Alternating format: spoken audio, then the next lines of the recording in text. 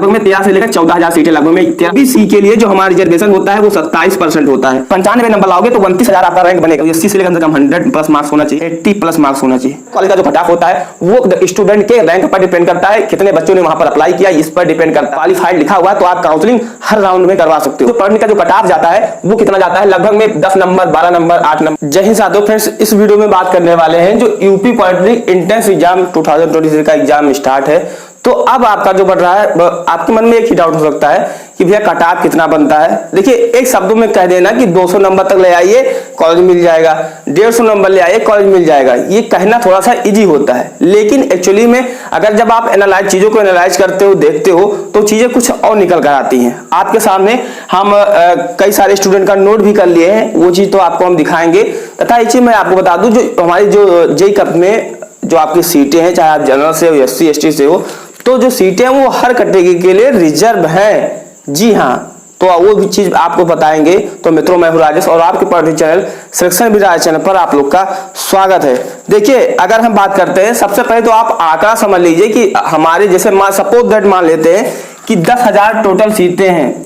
10,000 अगर हमारी सीट है तो इनमें से SC को कितना मिलेगा, ST को कितना मिलेगा या OBC को कितना मिलेगा, ये मैंने एक अनुमानित आपको बताया। हालांकि जो गवर्नमेंट की सीटें हैं वो लगभग में 13 से लेकर 14,000 सीटें, लगभग में 13,000 प्लस सीटें आपकी हैं। लेकिन मैं अगर एक आंकड़ा लेता हूं 10,000 का, तो देखिए जो मैं बता दूं OBC के लिए, जी हाँ मेरे मित्र, मैं यहां पर लिख दे रहा हूं, OBC के लिए जो हमारा रिजर्वेशन होता है वो 27% होता है। वैसे अगर आप करते हो EWS के लिए 10% रिजर्वेशन होता है ना। नेक्स्ट हम बात करते हैं ST के लिए। ST के लिए 2% होता है एंड SC के लिए क्या है 21% होता है। तो जब आप इनको ऐड करोगे तो ये टोटल निकल कर आएंगी हमारी 60%। अब जो 40% सीट बची है वो कहां गई, तो वो जाती है जनरल कोटा में। किसमें जाती है, जनरल में जाती है। तो 40% जो आपकी सीटें होती हैं वो जनरल कैटेगरी के लिए जाती हैं। और एक चीज मैं बता दूं, जनरल का ही हमारा एक पार्ट होता है EWS, ये आपको पता होगा, आपने EWS से फॉर्म अप्लाई किया होगा। तो 40% जनरल में है, 10% EWS में है, तो टोटल जनरल कैटेगरी के लिए 50% सीटें हैं।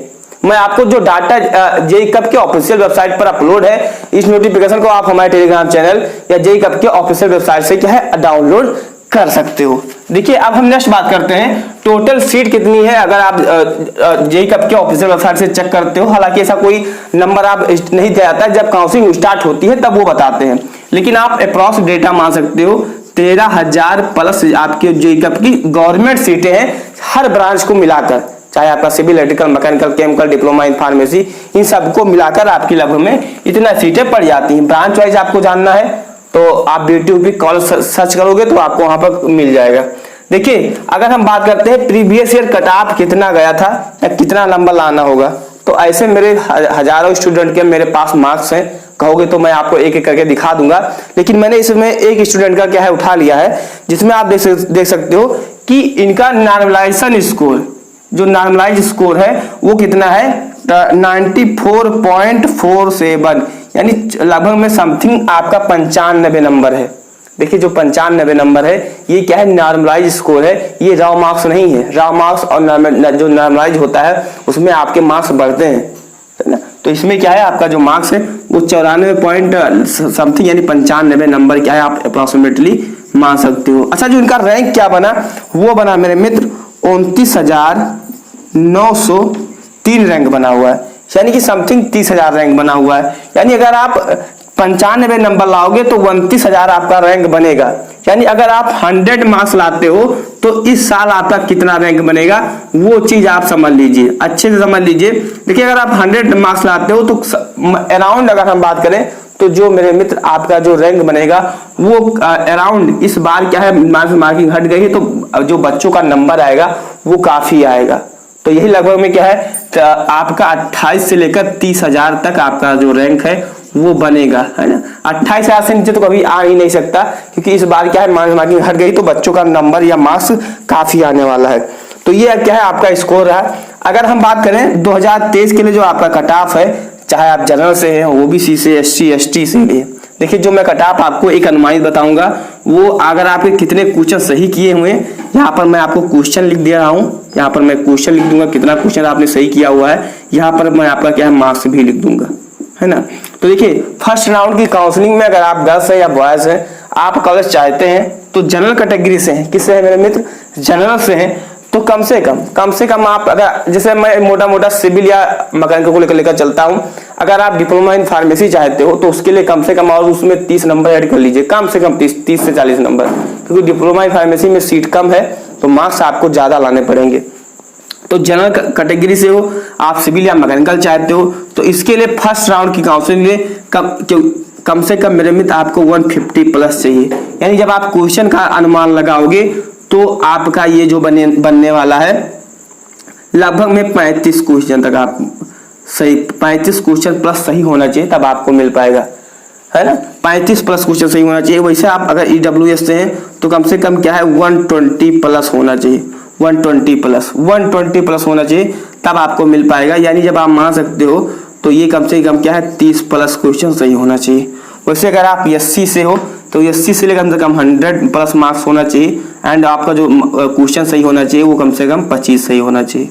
नेक्स्ट बात करते हैं ST के लिए। ST के लिए कम से कम आपके क्या है मेरे मित्र 80 प्लस मार्क्स होना चाहिए, 80 प्लस, एंड आपके 22 प्लस क्या है आपके क्वेश्चन सही होने चाहिए, तब आपको क्या है कॉलेज मिल पाएगा। ये आपका जो आंकड़ा है ये क्या है अनुमानित है।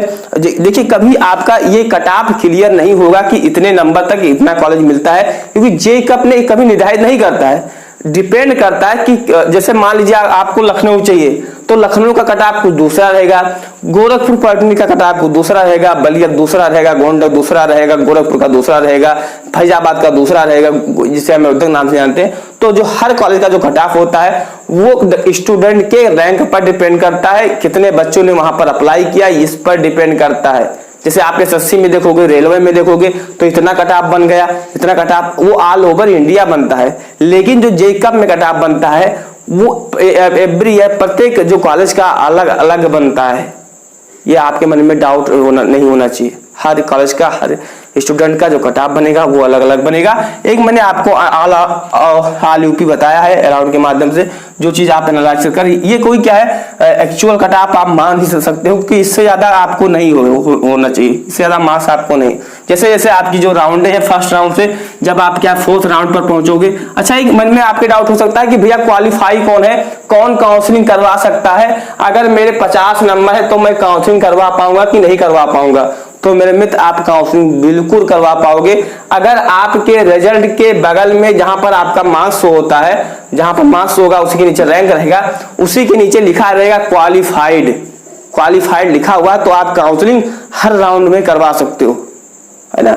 और मैं बता दूं जो पढ़ने का जो कट ऑफ जाता है वो कितना जाता है, लगभग में 10 नंबर 12 नंबर 8 नंबर ऐसे आपका कट ऑफ जाता है। यानी इनसे 8 नंबर 10 नंबर से जिसका नंबर कम होता है उनको क्या है काउंसलिंग से बाहर किया जाता है।